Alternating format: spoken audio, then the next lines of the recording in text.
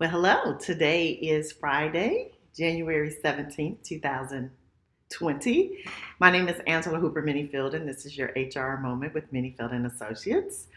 Today's been a pretty good day. I guess you guys can see I'm kind of in a sling. I have a sprained shoulder that I'm actually not quite sure how I hurt, but nonetheless, um, kind of on some limitations until I go see the orthopedic on Tuesday. But I did want to touch bases with you and catch up for our last HR moment for the week. So, yesterday I had the honor and privilege to do a workshop for about 50 or so graduate students, many of them PhD candidates. And one of the things that really resonated with me was that there were a lot of people in the room who are trying to navigate that journey and deal with conflict. And the other thing that resonated with me, and these people are various ages, so I don't want to assume or want you all to assume, since you weren't in the room, that they were all, like young enough to be my child, because, I do have a child that's 24. But I mean, there were some of the people in the room that were even my age. But what I saw was a common theme was the fact that they were struggling really with how to address conflict. But let's be honest, people of all ages struggle with conflict. It is the reason why, many marriages don't survive. People quit talking to their siblings and their parents. People who share places of worship, even though they're there to be better people and to grow spiritually, there are certain people in their congregations they don't speak with. I mean, conflict shows up everywhere, right? And so when we talk about how to manage it, there's a whole lot of things we could talk about. But today I really wanted to focus on the parameters and maybe some of the reasons why we're more willing in certain situations than others to acquiesce, and why there are some times that we will fight to the end. To go back to the phrase that I've used before that Dr. Phil uses, which he says, he talks about being a right fighter. And so, what are those parameters? What are the reasons why sometimes we will fight to the end? We will sacrifice the relationship. We don't care what happens. And then there are other times that we just give in, even though we know we're right. The other person is being obtuse and, a bully or whatever the case may be. So I'm sharing this document with you guys here. Hopefully you can see it. This is the first time I've tried to do a live in this way. So I'll definitely be watching later to see if it worked. But if we'll look at this document, what you see is an axis, right? And horizontally, what we have is our concern for the substance or assertiveness, low, moderate, high. But in essence, how strongly do we feel about the matter at hand? And then vertically, we have the concern for the relationship or the ability to cooperate. So in other words, how important is salvaging this relationship to us? And what we see, I find very interesting, but definitely key to what it is that shows up. And that is, the stronger we feel about the issue and the less we are concerned about the relationship, we will compete. We want to defeat the other person. We will fight to the end, right? So in other words, be a winner at any cost. Now, if we don't care much about the issue or the relationship, it's just like whatever, then more than likely it'll be avoided or we'll withdraw. So the premise here is we'll take whatever we can get. Then on the other end of the spectrum, when the relationship is really important to us, as well as the issue or the level of degree of how we feel about it, we're willing to collaborate. We want to problem solve, be creative, because guess what? We want everybody to win. We want what we want, but we also want to preserve that relationship, right? And those are the occasions we're most inclined to collaborate.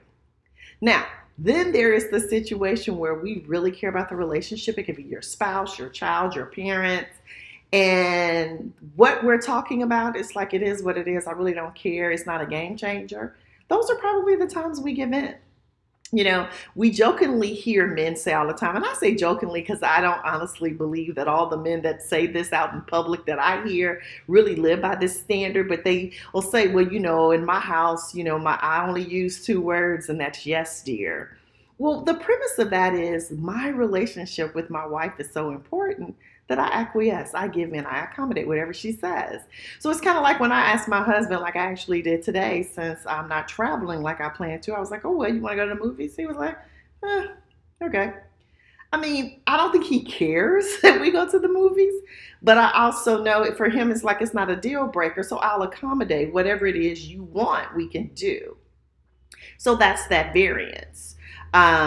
Or sometimes it's planning a vacation. Sometimes because I know my husband likes cold places and he's not big on beaches, I don't always plan the beach vacation, even though if it were up to me, every vacation would take place at a beach, right? So I give in because I want the relationship and I want the other person to be happy. And then, of course, in the very center, where we talk about compromise or splitting the difference, that's when we feel moderately strong about the issue as well as the relationship. And so we're willing to give some to get some, which is different than collaboration, right? So when we have conflict, I think we all should be aware of what are those factors that are showing up that help us to decide how we want to act. And let's be real clear, even when we avoid or we decide not to decide, indecision is a decision, right? So one of the things when coaching with clients that I try to always establish up front is to help them to figure out what are the non-negotiables for them. Because at the end of the day, it doesn't matter, what happens at the end of a moderated resolution. People don't feel cheated unless they feel like they were taken advantage of. So in other words, there's a difference between me agreeing to a certain requirement versus being forced. So the outcome is the same.